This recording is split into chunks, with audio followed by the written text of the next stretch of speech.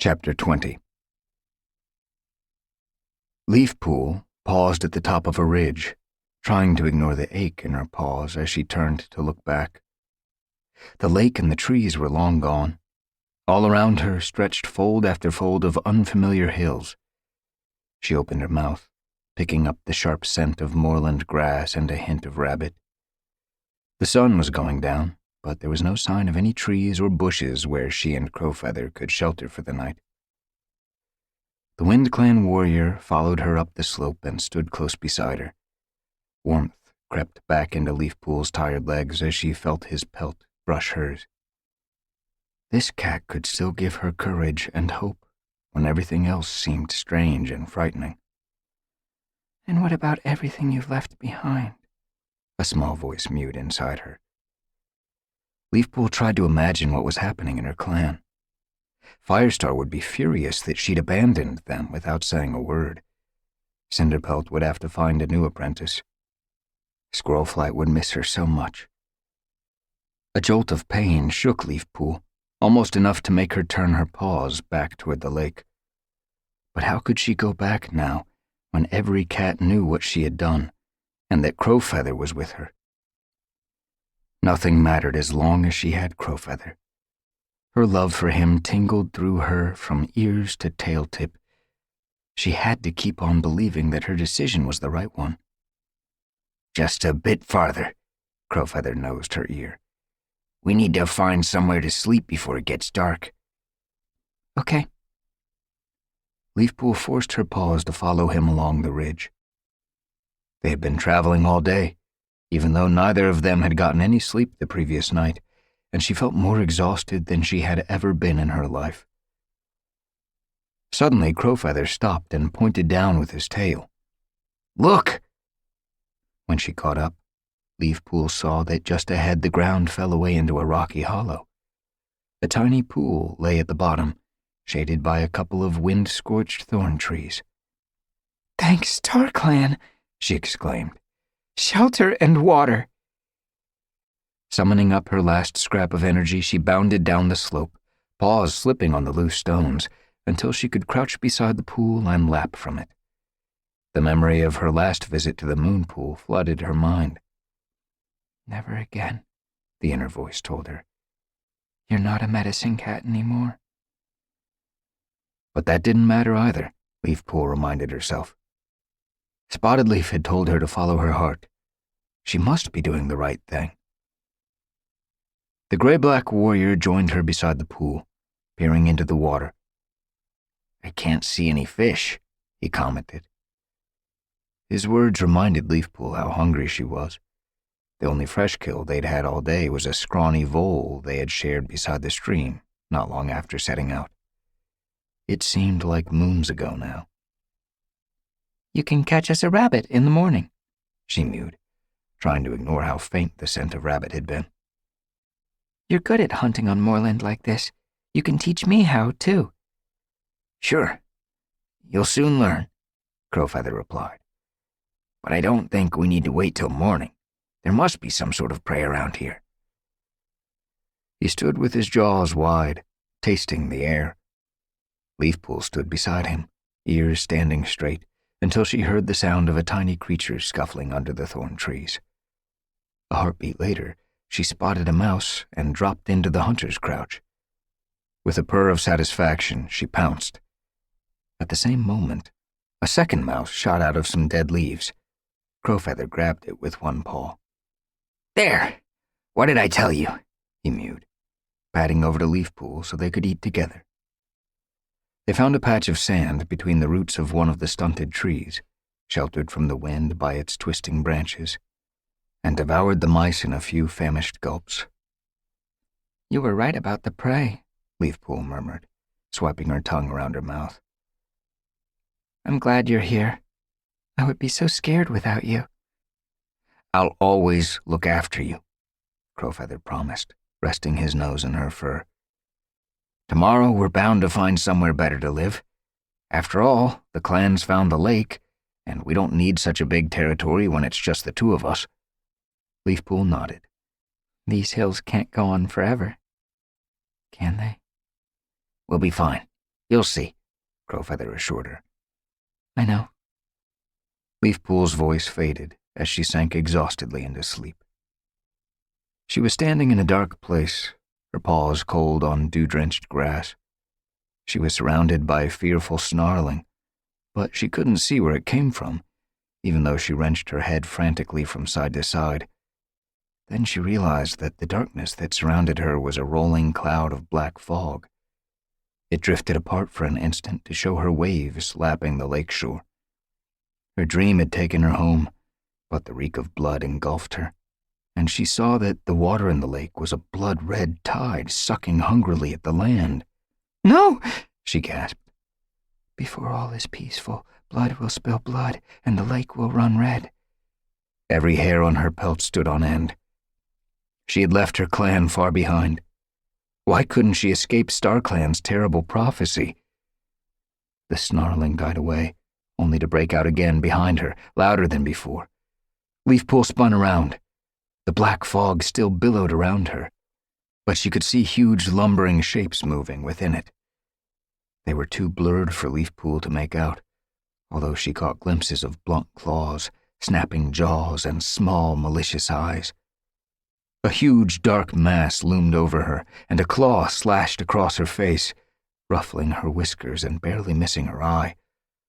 She leapt back and felt sticky liquid washing around her paws. The stench of blood filled her nose and mouth. StarClan, help me! She yowled. Her eyes flew open. She was lying in the moorland hollow with thorn branches above her head and Crowfeather at her side. She drew a long breath of relief. Then she realized that the Wind Clan warrior was rising to his paws, his body rigid with tension as he stared into the darkness. Who's there? He called sharply. Leafpool heard shuffling paw steps coming closer. Crowfeather moved protectively in front of her. Peering past him, Leafpool could just make out a dark, slowly moving shape, like the ones in her dream. Am I really awake? Then a cloud moved away from the moon. Silver light washed down into the hollow, revealing a large, thick-furred creature with a broad white stripe down its pointed muzzle. A badger! Leafpool sprang to her paws. Keep back, she growled. Crowfeather waved his tail. It's all right, Leafpool, he meowed. It's midnight. Still trembling, Leafpool gazed up at the old she-badger.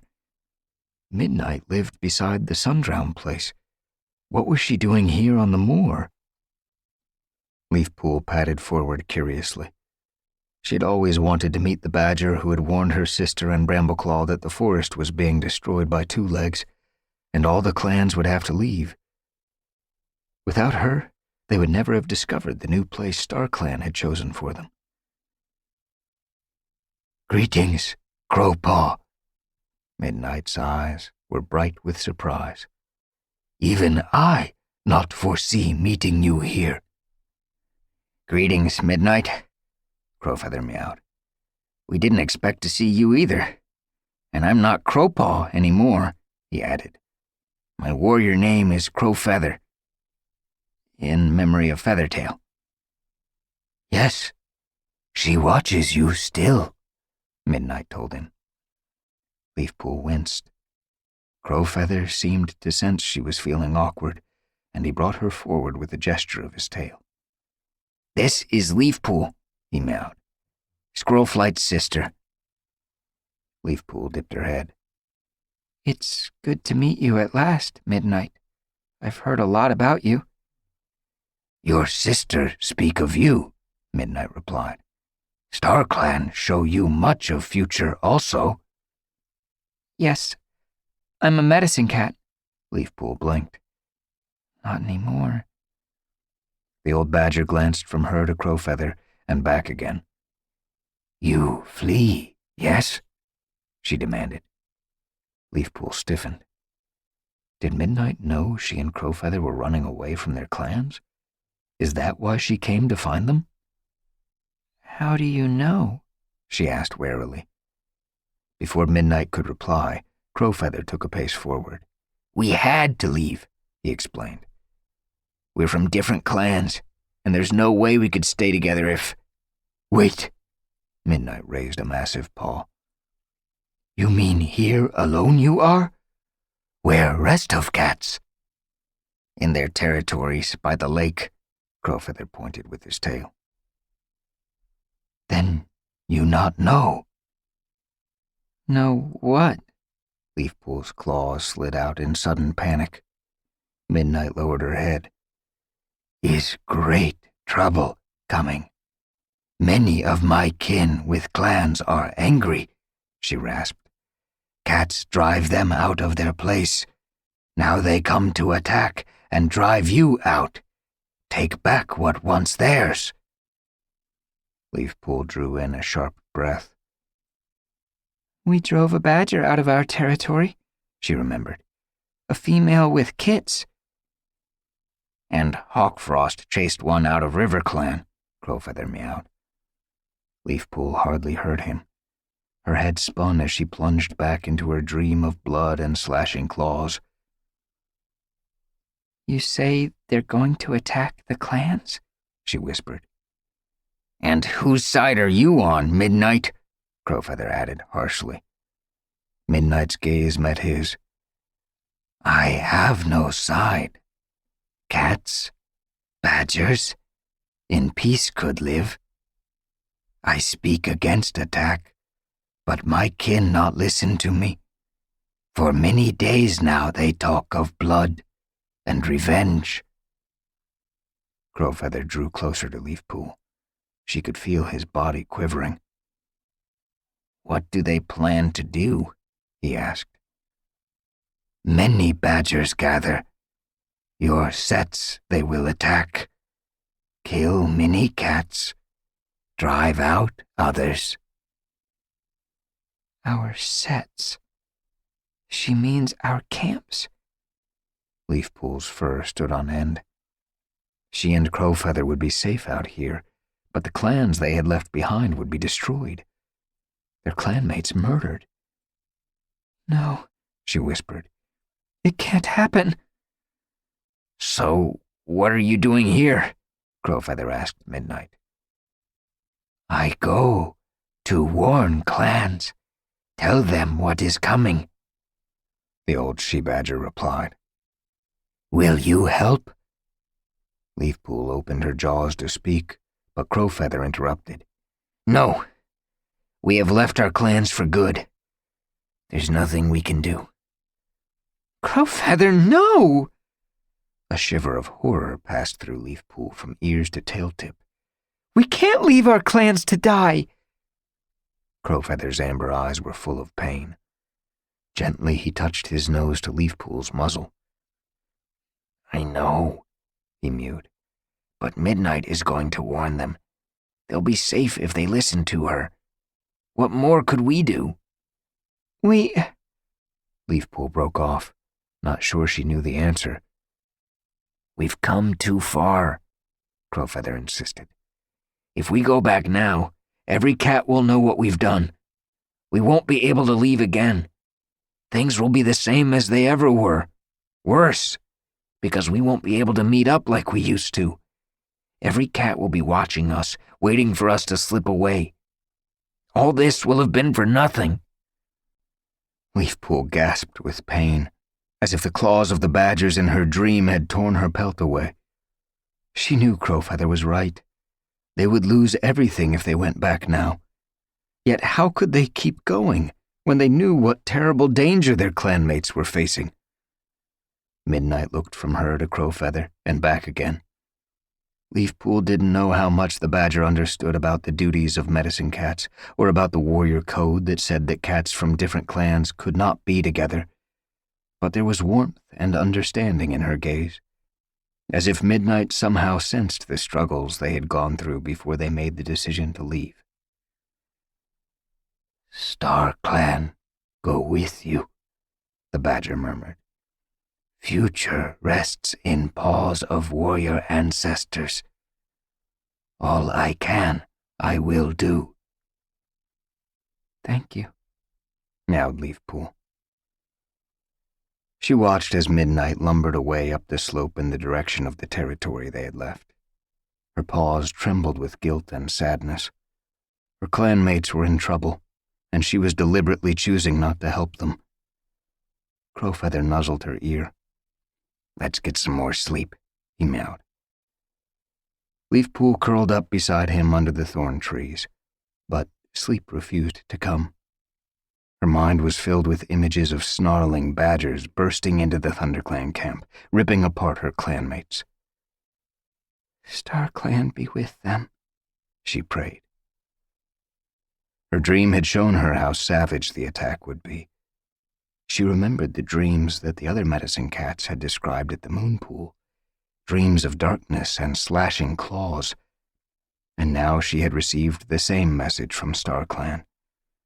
Leafpool's pelt tingled. The starry warriors were still speaking to her. She hadn't lied to Midnight when she said she was still a medicine cat. She could tell Crowfeather wasn't asleep either. He kept shifting restlessly, and once she heard him sigh. He pressed closer to her, as if trying to comfort her or himself. At last, Leafpool drifted into a light, troubled sleep. She seemed to float in gray mist, with nothing to tell her where she was. Suddenly, the emptiness was ripped apart by a shriek of agony. StarClan, help me! Leafpool leapt up, trembling to see the thorn branches outlined against a sky growing pale with the first light of dawn. She had recognized the voice in her dream. It was Cinderpelt. Crowfeather? She gasped. I can't stay here. We have to go back. Crowfeather lifted his head. His amber eyes were sad. I know, he meowed. I feel the same way. We have to go and help our clans.